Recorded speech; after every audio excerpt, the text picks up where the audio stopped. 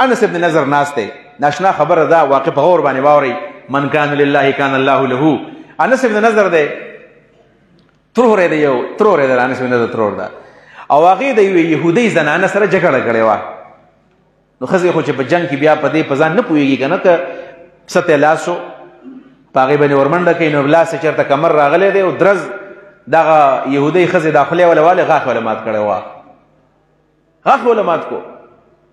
نبی علیہ الصلوۃ والسلام نے چکله قضیه را لاله او نبی علیہ الصلوۃ والسلام دوانه خزه ودرولې د انس ترور دا او بل طرف ته يهوديه دا مدینه کې جګړه کړې دا او د انس ابن نضر د ترور د لاسه داغي يهودي خزه غاخ مات شوی دی. نو دا قرآن وی چې کتب علیکم القصاص فی القتل الحر بالحر والعبد بالعبد والانثى بالانثى. قرآن کریم وی او بیا سوی چې السن بالسن چانه د غاخ مات کو غاخ باندې کټ کیږي ماتیږي دا الله ویلی دی. السن بالسن والانف بالانف دا خو قانون دی. نبی علیہ الصلوۃ والسلام چې کله فیصله کوله يهود هم ناس دي مسلمانان هم ناس دي فیصله داسې وي. نن سبا فیصله زمونږ څنګه کیږي زمونږ فیصله دا چرته په شریعت نه کیږي. د خپل وطن ته موږ ورې تاسو د پاکستان فیصله په پاکستان کې نه کیږي زمونږ فیصله د نور چا په لاسونو کې دي. نو انس ابن نضر او دا ټول ناس دي. نو نبی علیہ الصلوۃ والسلام وی چې کتاب الله القصاص یا انسا د الله په کتاب کې قصاص دی. نو څه دی خیال دی د الله په کتاب کې قصاص دی. نو ترور دی پلارې خزل غاخ مات کړی دی ستا ترور له بغاخ ماتو ما دا د الله د رسول انصاف دی.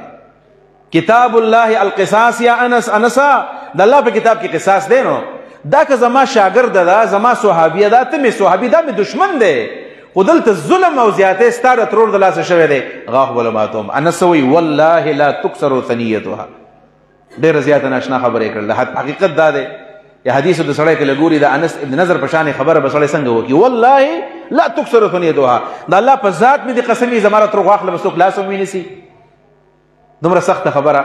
لا تكسر ثنيتها زما د ترور غاخ څوک نشي ماتولې. څه مطلب دی؟ مطلب دا نبی اسلام ته نه به ماتې ورلا نسی خو نشو ویلو ته نشي ماتولې زما د ترور غاخ دې څوک لاس ویسي. مطلب دا دی تر منځ نوزا یو دې ټول لا پاسې زما ترور درې سو وایزا.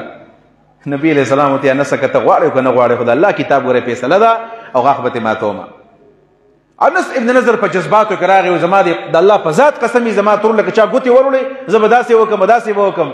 نبی علیہ الصلوۃ والسلام بس خان دي په دې دوران کې هغه يهوديان پوه شول چې دې انس ترور ته خصوص څه نشي ویلې رال الله رسول موږ سروغه ته تیار یو موږ سروغه کو بس زما دې ترور لدې پیسې راکی او موږ مطالبه د قصاص نه کو موږ دې دیت راکی.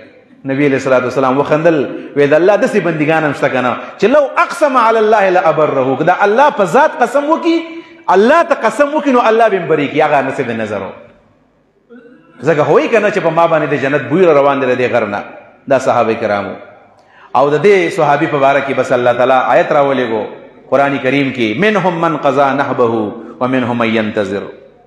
منهم من قضا نحبه ومنهم من ينتظر چا خپل کار وکړو او څه خلک لا په انتظار دي. نو جان او مال به ګوره د الله د پاره قربانو.